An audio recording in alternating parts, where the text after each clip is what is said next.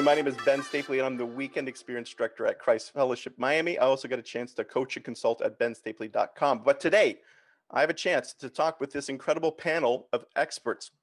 Every month, we have a roundtable conversation and talk about making incredible worship experiences. Today, we are talking with the team that has the hardest time to do it during this COVID/post-COVID season.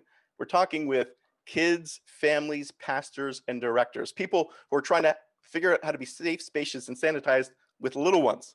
It's hard enough with adults. It's even harder with little ones. I can't wait to hear this conversation and learn from these experts. Before we learn from them, I'm going to have them jump around and introduce themselves. Aaron, why don't you tell us who you are, where you are, and what you do? All right, my name is Erin, and I'm at Eastside Christian Church in Anaheim, California, and I am the director of our Kidside program. I oversee everything that happens on our main campus, as well as have little dots to people that are on our other 4 campuses that we have. That's what I do. Hey there, I'm James Hamilton. I'm the kids pastor at Bayside Church in Roseville, California. We have a church with about 7 or 8 campuses.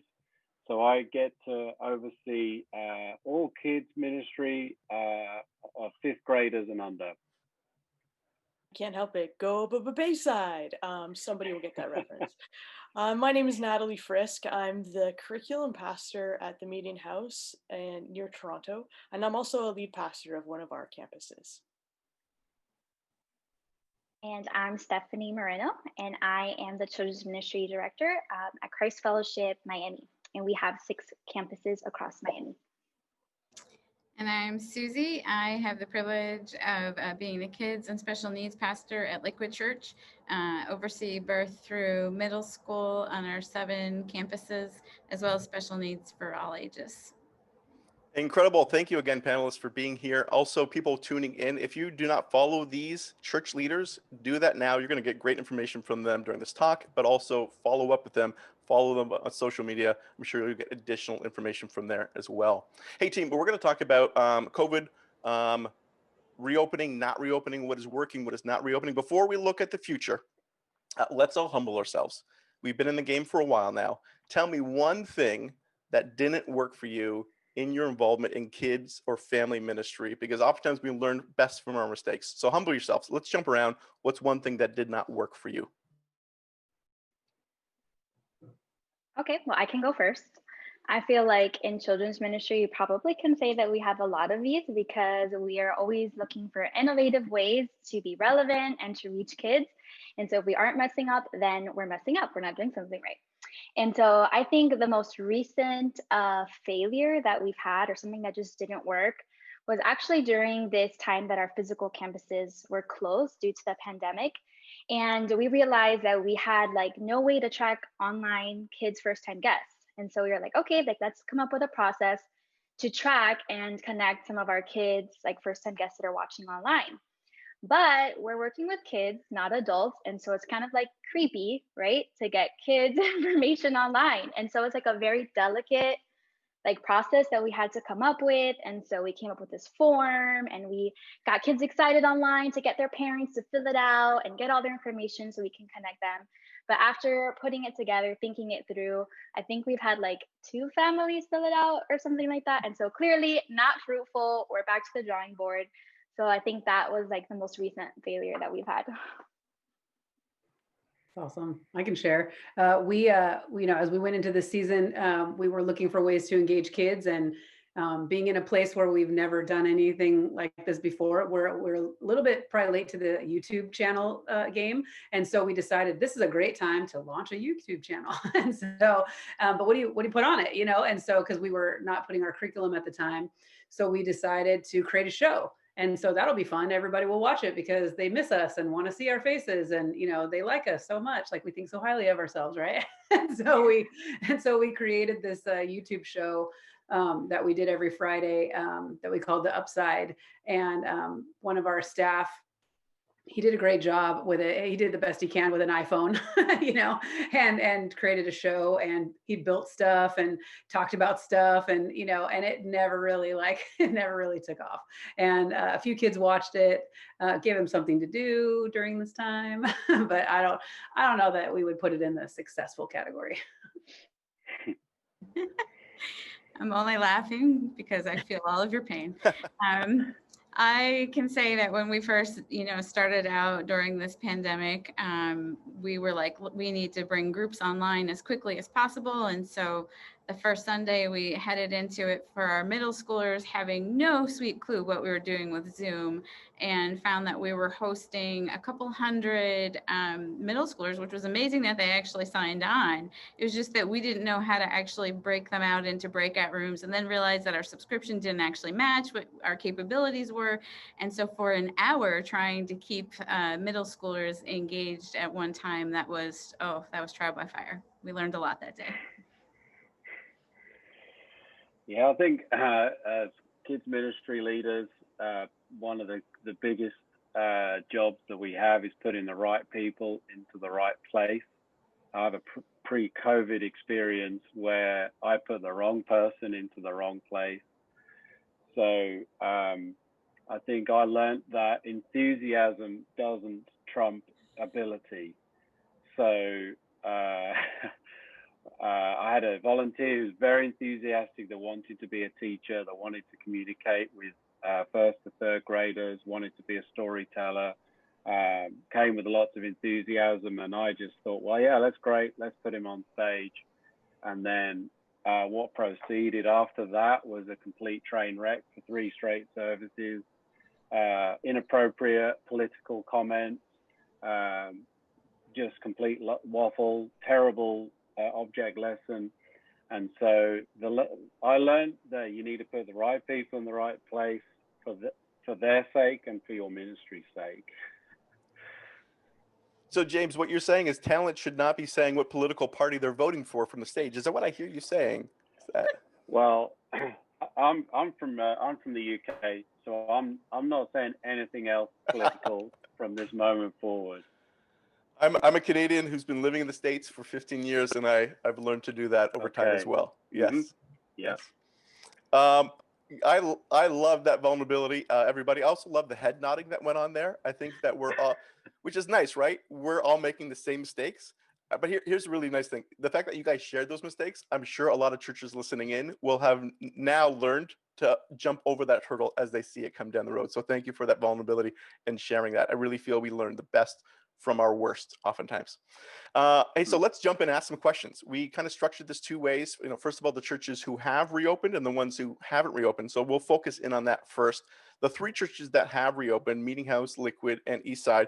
Why don't you tell us, first of all, why sorry, we're going to look at the ones that haven't reopened, Meeting House, Liquid, and Eastside. Why don't you tell us why you haven't reopened, and then more importantly, how you've been engaging people while you've been exclusively online, I think now for coming on like 10 months at this point. Mm-hmm. I can go. Originally, I think first off, I want to say that probably the reason at the beginning is maybe not the reason anymore. So at the beginning, I think that we wanted to, we had so many visitors attending online stuff that when we came back, we didn't want that first time that visitor showed up on our campus to be wonky and not an experience that represented Eastside. Eastside is really about the loss and really about the visitor and really about their experience. And so we wanted to be real careful that we weren't giving somebody a funky experience. And I think from the very beginning, as we looked forward, that's all we could see was, this is going to be a funky experience. I think now that we've all settled in and it's all a little bit normal, we are now looking at ourselves and asking ourselves, okay, how do we come back now? Like, now's the time, I think, because it's not going to be a funky experience for people as much because everyone's kind of settled into it. So that was kind of, I think we also wanted to be, we wanted to love our neighbors. We wanted to obey what we felt like the state and the government was asking us to do. And so And I think now we're even reevaluating some of those kinds of things a little bit, just to ask ourselves, like, we may never get to yellow, and yellow may never be attainable. And so, like, if yellow is never attainable, we have to come back at some point. So what are the new eyes and lenses that and the criteria that we're looking at to decide when is the best time to reopen? So those discussions are happening now, but I think we're in a different place than maybe when we were at the beginning. So.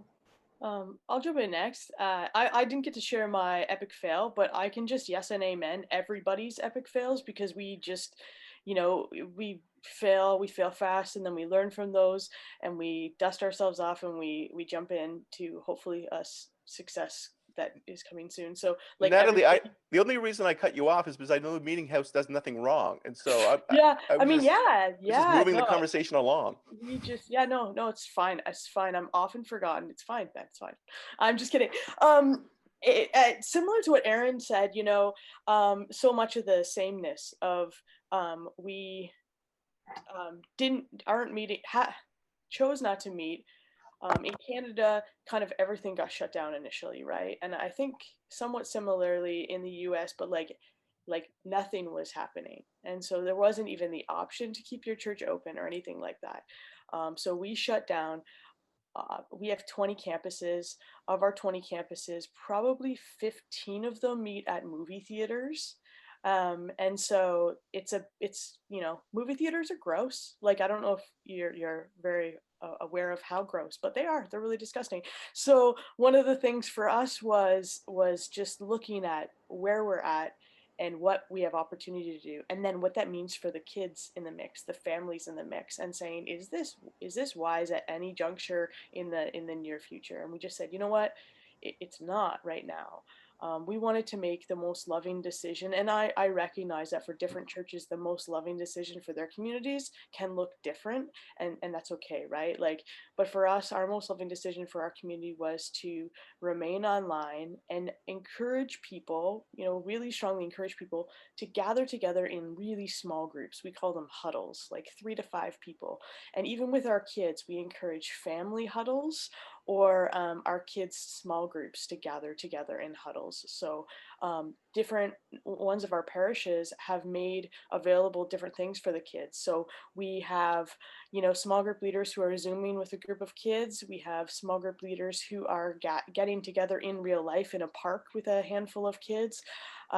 We've been writing notes and letters, like physical, actual, remember that old school thing of a letter writing time, and sending those to kids. And then we're doing these just kind of pop in different opportunities. So for Halloween, we're doing a costume drive-through party. I'm trying to be Ms. Frizzle. I'm really gotta get a dress together anyway. And so stuff like that. We've also had some really cool, maybe we can talk about this later, maybe, but some really cool opportunities with this idea of like family camp weekends, where we've been hosting online kind of like a family enrichment weekend, but calling it like a family camp, and getting parents and kids engaging together in activities and then sharing what they're doing online. So it's been really cool. Lots of energy there. So. Natalie, that's super helpful. One of the things I saw down here in the States was the AMC movie theaters they're so kind of cash strapped that they're allowing you to rent their facilities for $99. I think it's for an hour. And the first idea I had was, wouldn't it be awesome if I could do Mario Kart on there with my friends? And then I had a more spiritual understanding of the situation, and we're kind of looking at that from a cost benefit analysis. Do we, we thought about planning churches, do we rent these movie theaters that are relatively inexpensive? Are you guys, since that is already part of your expansion model and your campus launch model, are you guys doubling down in that, or because it's cheaper, or is that not a reality in Canada? No, I don't know if it's reality or not, but I think in a nutshell, we're saying, let's use this time to like not completely blank slate, but like really examine where we are, what we're doing. Is there a community center that would be a better space for us and a better offering of our funds to a community center than to somewhat wealthy theaters, although declining in wealth during this time. So no, we're using this time as like a what exists, and what can we do, and where do we serve best, and what's the most loving picture of who we can be for our communities. And so a little bit blank slate. It's kind of fun and exciting. Got it. Susie, I know up there in Liquid, you guys are half and half. The adult experience has reopened, but the kids hasn't. Why have you guys postponed that? And then how are you still keeping them engaged online while you're exclusively online?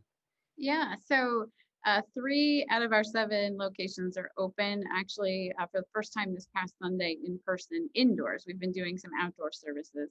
And so for us, really, the decision revolved around we just felt like toddlers really are not created for social distancing and could not imagine a world where we could actually make that work in our locations. Um, some of our locations are portable, and so some of those places we don't even have access to still currently. And then even how do you make that work for children in that type of portable experience? And then the larger one for us really is that we have a large special needs population. And so we are an inclusion model. And so we could not, for the life of us, figure out how to keep our kids with special needs safe and those that are a little bit more at risk during this time. And so yeah, we've just poured all of our energy into everything online. It's been constant thinking outside of the box, nonstop. We've tried all kinds of crazy things. We've really zeroed in though more on the parents, because recognizing that we only used to have an hour a week, right? We still only have an hour a week online. And so we've really turned a lot of our efforts toward supporting the parent during this process. So for a while, we were doing daily parent prompts with different activities and things. We did Zoom lunchroom time to give parents a break. Their kids could jump on to Zoom for a lunchroom. We did boredom busters all summer long, where there were like crazy activities every day for kids to do on their own. When school started up again, we did a question of the day to kind of just get a meaningful conversation started during the day. And then this fall, we shifted to subscription boxes. So for each phase of curriculum, we have a box where the family can come to an event that's specifically designed for them. And it's just a short opportunity really for our kids to see their leaders through glass. But really a fun time at the same time to be able just to connect in that way. And the subscription box is really kind of like extra credit for what we're doing online. So there's still online groups happening every Sunday. But we really enjoyed being able to give them a little extra for the parents to say like, here's your box, now go have fun with this.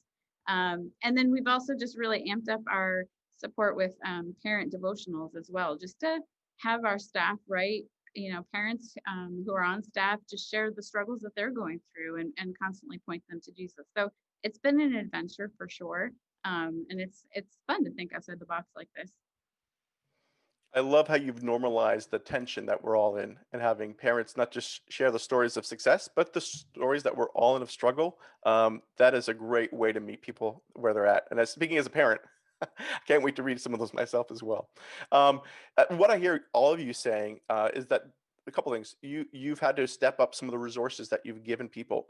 Two things. First of all, if you have any of those resources, share them with me, and I'll put them in the show notes so that so we empower other churches to do this. And if you guys have stumbled along great resources where you haven't recreated the wheel, has anyone found a good place, a treasure trove of great resources that you guys have relied on that you could give as well? I'm just going to throw that in right now. That's not a question on our list, but anyone out there?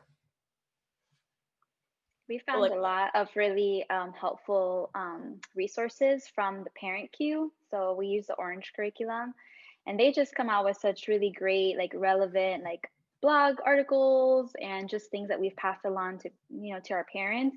Really important, like conversations that just happening right now with whether it's like, social injustice, or whether it's about anxiety because of the pandemic, or just, different things that kids of different ages may be struggling with. They've been coming out with some great and helpful content. So we go there a lot to check what they have.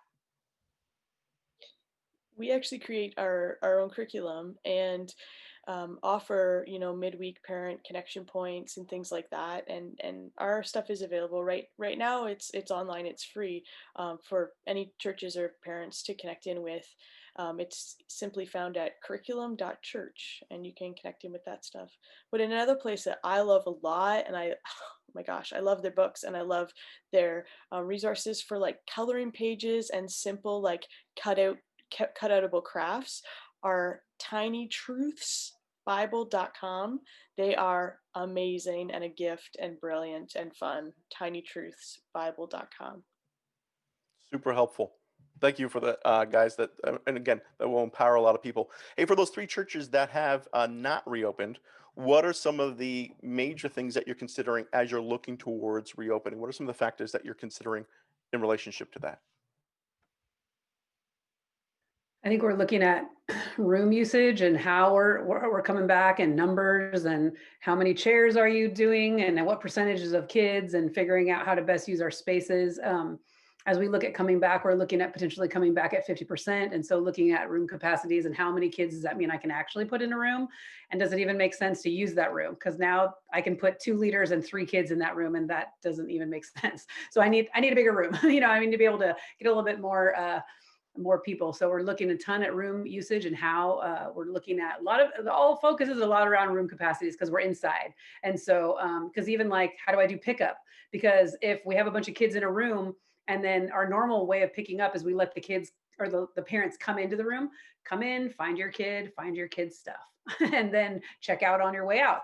Well, if I add a whole bunch of parents into the room, now I'm over room capacity. So now I got to rethink how's the flow of that handle? And so we're looking at moving things around, and putting different ages in different rooms, and kind of moving our whole children's ministry around, just to be able to accommodate the amount of kids that will, represent however many chairs and we have available when we're open. So that seems to be kind of a big one. And then obviously the obvious one, I think, is the safety and the cleanliness. We bought electrostatic sprayers, and how to turn rooms around fast, and all those kinds of things. Are we going to require temperature checks? Are we going to make the nursery people wear full length, no skin to skin contact? Just all those kinds of questions. How far are we going to go? Where's the line? What makes sense?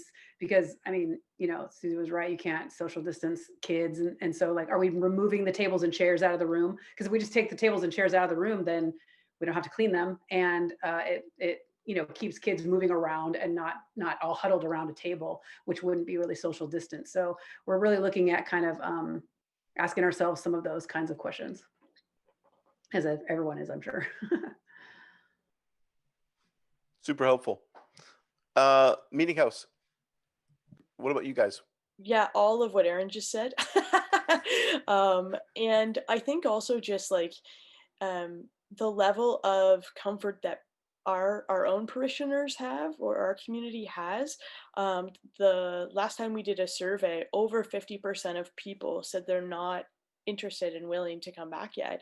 And so with the remaining number, if we set things up for them, chances are at present with numbers, we wouldn't be able to have the volunteers to run the stuff that we would want to run. And I feel passionately about this, and I'm speaking kind of from my own heart, not necessarily as a representative. I mean, representing the meeting house as a whole always, but we're kind of in this zone of, unless we can all meet, and I don't necessarily mean 100% of our people, but all people as far as ages and stages, unless we can meet as from birth till are much more chronologically mature individuals, then we don't want to, because that's only part of the church. And so it is a lot to grapple with, and it's a challenge. And we're just trying to continue to look through the lens of what is the most loving approach for our people. What's wise when it comes to just like stewardship, because we rent locations. So is that a wise use of our funds? But also caring deeply about the actual community that we have, and pulling people together, and not wanting anyone to feel like well, the church is open, I have to go physically now, but they may not be ready to go. So we're still in a little bit of a wait and see, which can feel awful, but I actually think that because in Canada, we're going to be going into like hibernation season too. There is kind of the gift that we actually will have at least online church every single Sunday, whereas during our regular winter, we might miss 3 or 4 Sundays as a result of this crazy stuff called snow or ice that happens to us. So we're actually going to be able to have the Sunday services every week. And then we have our home churches that meet online, and then we can get our kids connecting online and maybe getting our kids connecting to go tobogganing together and cool stuff like that. So it's a wait and see, and in the lens of love. Tobogganing. That sounds so fun. Got me hyped up for Christmas already. I think it's 60 days left, but who's counting? Who's counting? I'm counting. You flagged two things. It's like I'm counting. You flagged two things that was helpful in terms of the poll, Natalie. First of all, if you haven't polled your people, poll them so you make a data-driven decision. And the second thing is, I think probably a lot of us did that the first month of COVID. Like, hey, when do we? Well, it's been like 9 months now, right? So if you haven't done that in a while and you haven't reopened, probably now is a good, because a lot has changed in this past 9 months. And if you're going based upon that data to make decisions, a lot has changed since then. And then the last thing is make sure to poll people what they want to do in terms of attending. Hey, are you going to let your kid come back, and volunteering? We found it was a third for us. A third of volunteers would come back right away. A third in a couple of months, and then a third when a vaccine came. And I got a feeling that's probably pretty similar as well. So you can't just structure your reopening for the attendance in mind. It's a nonprofit. What our volunteers are going to do? Are they going to come back as well? Because obviously their level of anxiety is going to be higher because they're hands-on with the kids as well. Susie, land the plane here with us. What about you guys? What are you reconsidering? What are the factors coming in as you look to reopen at Liquid for Kids? Yeah, so it's, everything that everyone has already mentioned, surveying our parents, having a good read on that, following also kind of what are the trends with our local school districts, what are they seeing and experiencing, because we don't have to pay the stupid tax, they are. So, for us, it's like, well, let's learn from what they're learning and make the most of that. I think too, the other thing that for us, it's really considering our reach. Are we able to actually reach more children online right now than we are in person? And for us, that answer is that we're able to reach more online right now. Hopefully there'll be a day where they can be side by side and not, one greater than the other. But that's the big one for us. Super helpful. Hey, let's pivot. We had to. Sorry, I had to, guys. I had to. We talked about the churches that have not reopened yet. Let's talk to the churches that have. Christ Fellowship Miami and Bayside. What is something that you guys did not anticipate? What's a hurdle that you did not see that you've had to jump over, and tell that so churches who are looking to reopen, they can avoid that down the road? Well, I think it's funny that you guys were talking about surveys because we did a survey to our volunteers of they were willing to come back. And like over 50% of them said yes, that they were like ready to come back. And so one of the things that was really surprising to us is that when we actually reopened, 50% were actually not ready to come back. And so I don't know if that was like an emotional response that they put that like in their hearts. They really wish, like they're thinking of church from before. And so they want to say, yes, we want to come back and serve and see if kids. But when it came down to making that decision, they're really not ready. And so that was kind of surprising, to us, but the Lord's been so good to provide, the volunteers that we need for the kids we have right now. Not our entire children's ministry is open right now, just our elementary. So we're opening in phases. And so we kind of have like the perfect amount for what we have right now. But that was kind of surprising to us that like 50% were definitely not ready to come back. Yeah, that's helpful, Steph, that people skew surveys in a favorable light and more. So whatever your results are, knock them down a bit. Thanks for flagging that. James, what about you? What's something that was unexpected for you guys?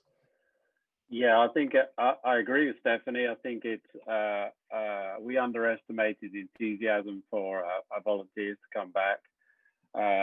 We've been open about 3 or 4 months now, and it's been, what I would advise is really it's just baby steps. It's not feeling like you've got to recreate what you had pre-COVID, but take a look at, okay, what can you provide? What resources do we have as far as volunteers?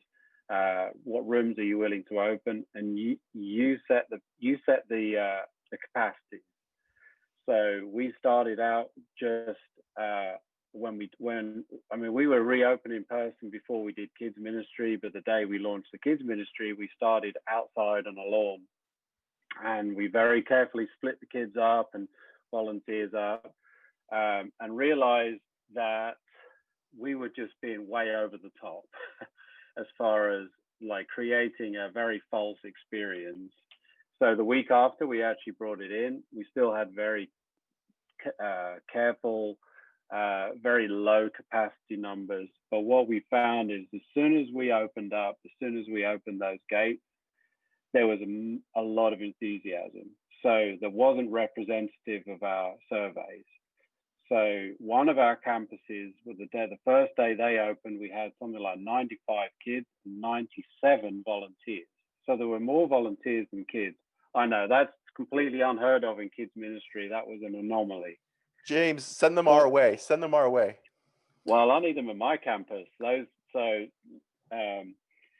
I think it's like what we have learned is really we've slowly, piece by piece, been rebuilding what we do, and I think it really all comes down to confidence. Is building confidence first of all is in your staff, as you as a leader. Of what do we feel like we can do? Then build the confidence to the parents, build the confidence to the kids, and then the volunteers. So we're now at about 35% attendance of where we were before. So, I know this isn't a question, we just talk about online experience as well. So what we provide, pretty much, we were planning to create an online YouTube show, a bit like you were talking about, Aaron, before COVID hit, and we were probably about 3 months away from actually launching that. And then COVID hit, and it was like, you're doing it now. Next week, we want a show. So we've created a show called The Sideshow. So we have 2 shows. One is Sideshow Junior, which is for preschool kids, and Sideshow is for elementary kids. And that has been hugely successful, and has been something that's really kept our families connected through this time. And what we've actually done is create, like we had a puppet character, we've created certain aspects in that online experience, which we are now transferring into the in-person experience. So what's really cool is now we're creating our own curriculum, and we're using that Sideshow as like kind of the foundation for what we're doing.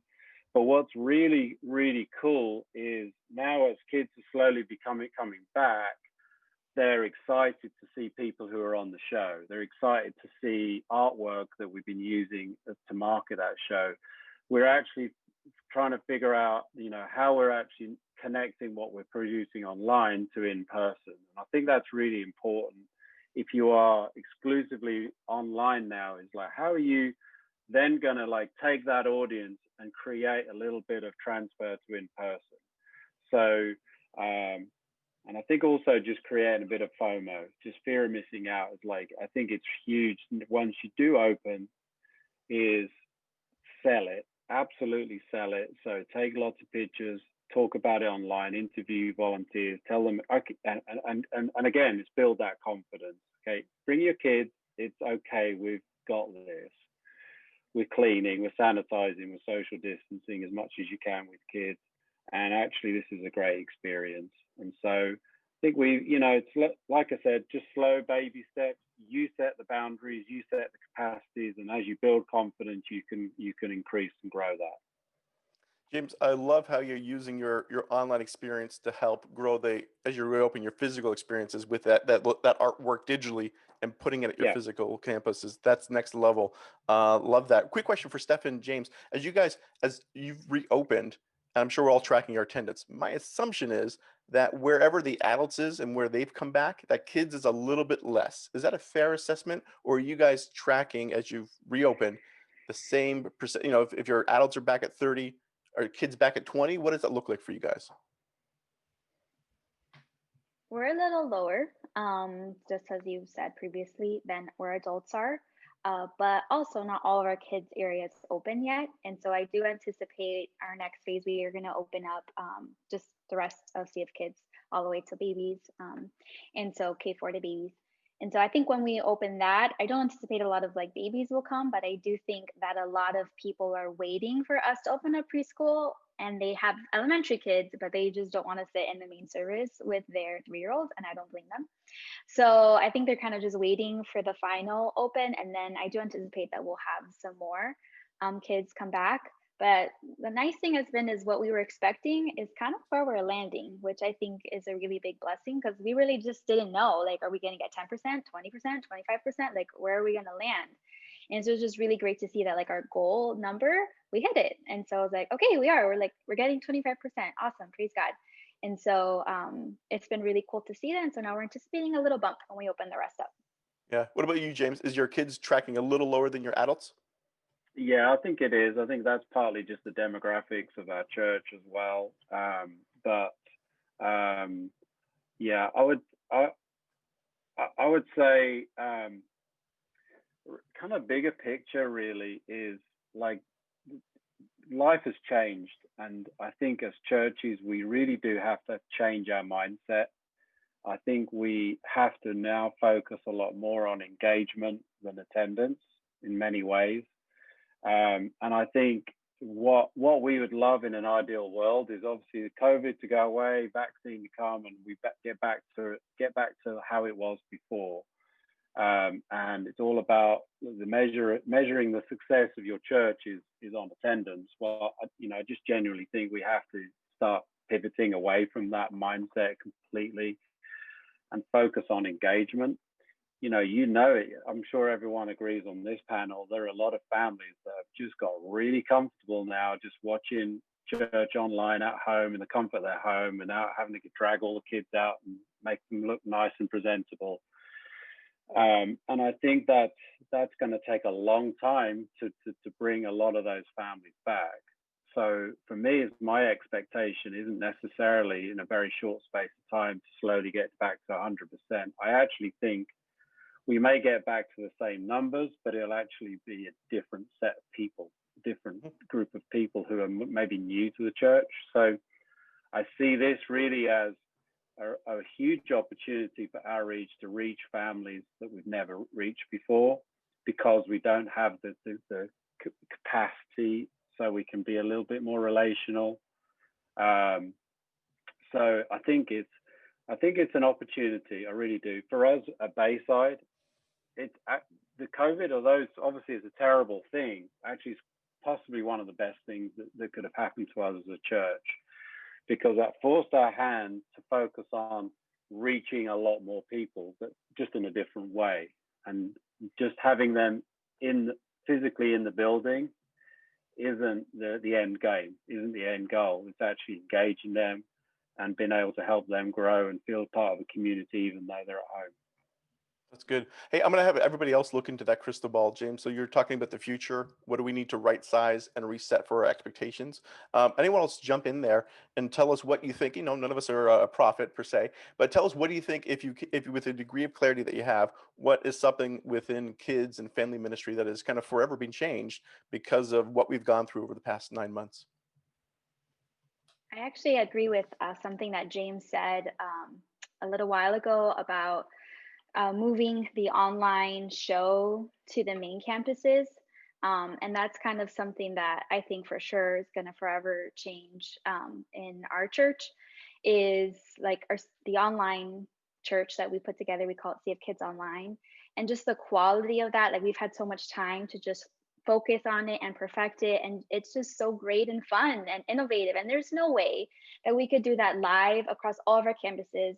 And if the Lord blesses us and we continue to grow and have more campuses, like there's no way that we could just replicate that.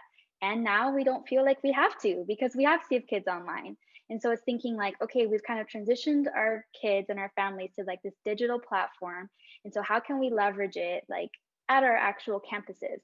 And so our large group, I think, is going to forever be changed. And it's going to be like the volunteers and the kids interacting with the online content that we're creating. So I think that'll forever be changed for us. Yeah, that is actually what we do with our curriculum, because we have 20 different locations, and we want to make sure that it's high quality and that the theology is aligned and that we show genuine value to kids. We create really high quality video content, and then it is shared across all of our locations. So I love what you're saying too, Stephanie and James. In my crystal ball, which feels very much wrong and against everything I believe, Ben. So there we go. Yet you're I still going to answer the I question. I see you playing. Okay, I'm still gonna answer the question. There's a couple things that I see. One, I see that the partnerships that we are building with parents are forever going to be changed and increasingly important. We know how important they are right now, and parents are in such desperate need of just genuine encouragement right now. So amping up our levels of encouragement to parents now, I think, and I hope, will translate into us being more relationally engaged with parents as we move forward as well. And then the other thing that I would say is, I don't, I don't know if we'll ever go back to fully all of the same formats that we have with kids ministry. I think I see, again, a ramping up of like a relationality between small group leaders and kids, even down in the younger levels. That those relationships, though they're important right now, I think they're going to grow in their levels of importance and the ways in which those small group leaders help connect kids back into the church body as a whole. I would say the same thing. Discipling the parent has become just as important to our ministry as discipling the kids. We used to spend all of our time just on the kids, and it was more of an aspirational goal to partner with parents, and we're finally actually partnering with parents.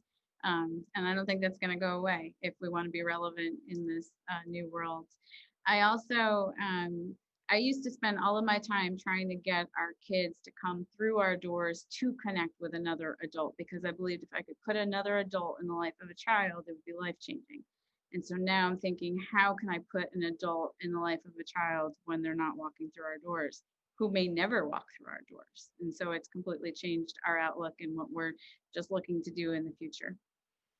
Susie, that's helpful. You probably don't have it completely ironed out right now, but as you look forward, are you thinking in terms of that partnership with the kid and partnership with the parent?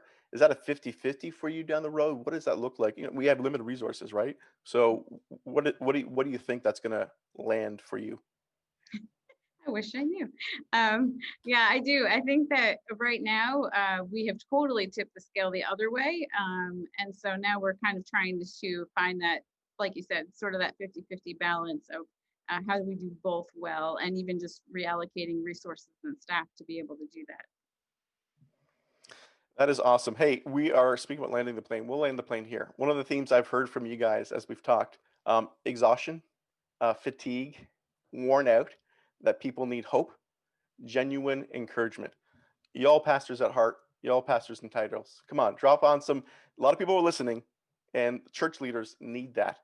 I would love for you to close out this time by encouraging volunteers, church leaders, anyone who's involved in the kids and family game. Give them some encouragement. I would say just find it.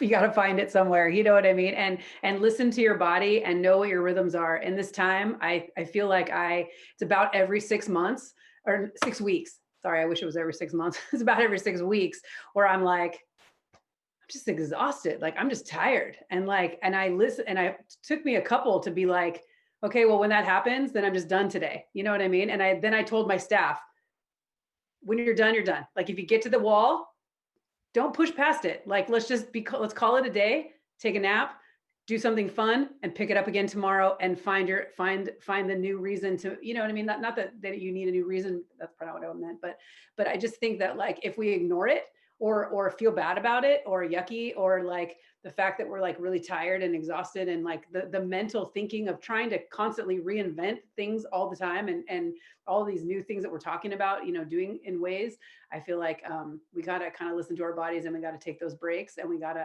just find some new rhythms that work. And that's just for everybody. Erin, I love that. I resonate with what you're saying as well.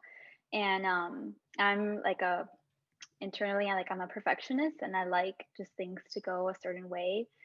And I would probably say in 2019, I probably was in a comfortable rhythm, with children's ministry, and 2020 has totally thrown me for a loop, so many times. But what I love about when that happens, even though in the moment I hate it, but what the Lord continually shows me is that in those moments, I'm not relying on myself anymore. It pushes me into a posture of complete dependence on the Lord. And he continuously reminds me, Stephanie, why do you feel like you have to hold it all together? Why do you feel like you have to make all the right decisions? He's not asking us to do that. He's asking us, to rely on him. And so my scripture, I think, for this whole season has been Psalm 62, verse 5. And it says, yes, my soul find rest in God. My hope comes from him. Truly, he is my rock and my salvation. He is my fortress, and I will not be shaken. And so it's that continual reminder that our hope comes from the Lord and not from ourselves or from what's going on. It comes from him. And so when I feel that way, just overwhelmed, it just, turned my eyes back on the truth that I know. That's so good. And I think to Erin's point and Stephanie's point, reminding ourselves that God created this thing called Sabbath. And even though it, may look a little different for us now today, that taking a day isn't going to make us less productive. It is actually somehow making us more productive in that we're surrendering that day, and not to feel guilty about it, but to guard that. That's the one thing that I've done in this season, never before, is I've been guarding my Sabbath day. I've told my community that Fridays are my day, and I won't respond to you out of love for God and love for you. I'm not going to respond to you. The other thing I think I'd say by way of encouragement is that the little things right now are making a massive impact. We did this card writing thing for all of our kids, and I love this story. This one mom texted me, and she told me that her little girl, who's about 2.5, but still pre-verbal, they put the card on their fridge with a magnet at the little girl's eye level, and she goes up to the card and she touches it every now and then she kind of touches her heart, she knows that this is from somebody who really loves and cares for her. Which yeah. Also, I'm just gonna shamelessly plug a book I wrote last year called Raising Disciples: How to Make Faith Matter for Our Kids. I wrote that book for all spiritual parents, and I actually think it's even more relevant right now during this crazy pandemic than when it was written. So I just, however you can get to read that, whether it's even just asking your local library to order it in, doesn't mean that you have to purchase the book. I think just find it and access some of the stuff in there. I think Go ahead, Susie. I think as kids ministry leaders, we are all wired to do constantly. And we've talked a lot about thinking outside the box and all of those types of things. But I think it's when we get so caught up in thinking about what we're doing instead of remembering whose we are. And so that's one thing for me, constantly coming back to my identity in Christ and who I belong to, and focusing more on who I am rather than what I do, because it's so easy when you start to look around at all the great ideas that are out there, or the things that tanked and didn't work that you hoped would work. It's really easy to get discouraged and to kind of put your identity in those things. It's so much easier to measure metrics on Sunday than it is to measure what's happening in our homes right now. And so to really just be able to focus on, no, who am I in Christ, rather than everything that I just produce and do. Yeah, I agree with all of that. That's phenomenal. I'm going to go all kids pastor on you now, and I'm going to go the 4 B's. So the 4 B's, Bible. So for growth, just read your Bible, be in the Word, prioritize that devotion. Boundaries. So like you said, Natalie, just, there is a Sabbath. like you need to carve out, you have to make that time for your family. I have 2 young boys. If I'm not intentional with creating those boundaries, then ministry can just overwhelm every aspect of your life. Then be brave.